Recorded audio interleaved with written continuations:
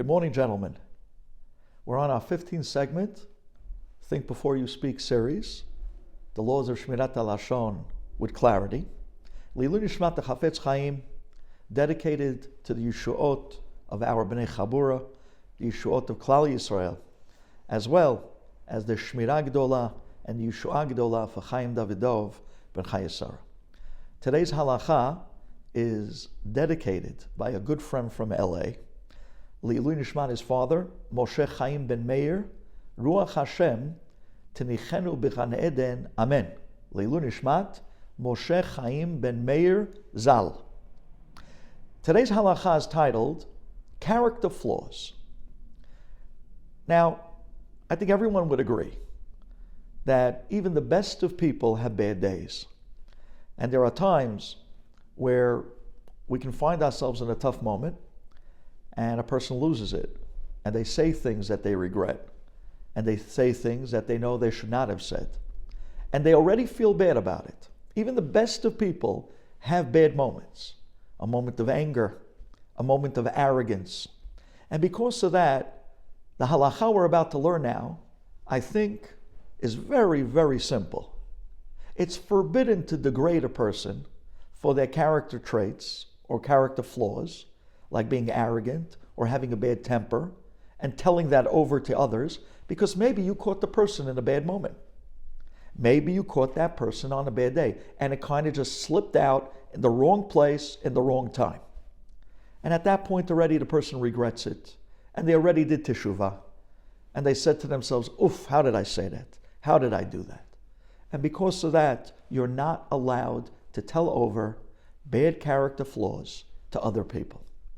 Maybe if the person knew how bad it was to have these character traits, they would have bettered themselves. They would be more careful.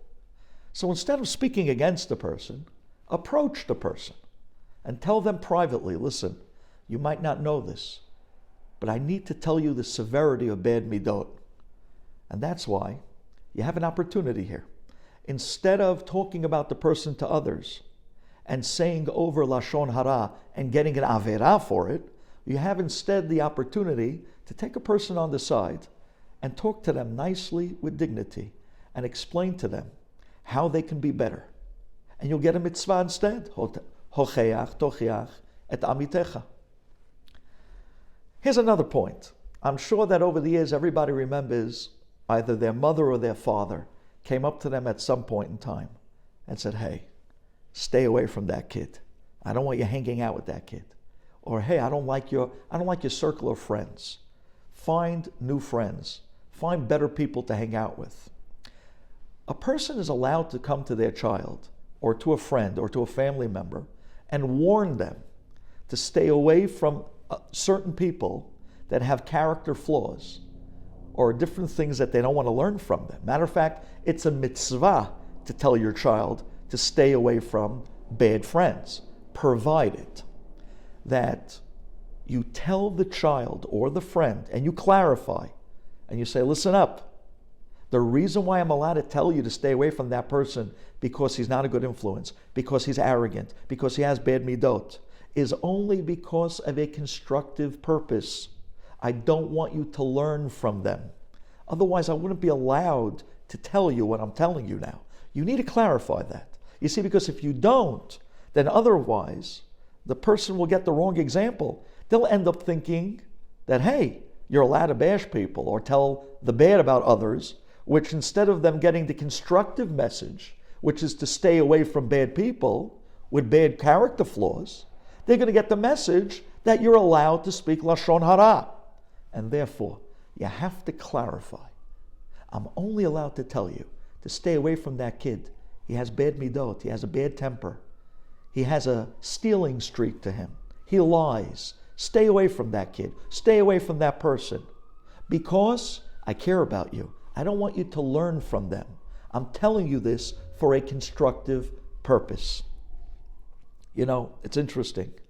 The same way that we're so on top of our kids, the same way we point out to them who not to befriend, we should be just as quick to point out to them who needs a friend.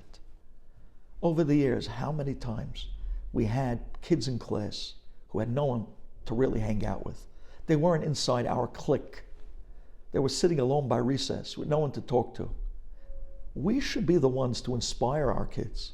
The same way we're so protective, the same way we point out to them who not to befriend, we should also point out to them who needs a friend. Thank you for listening.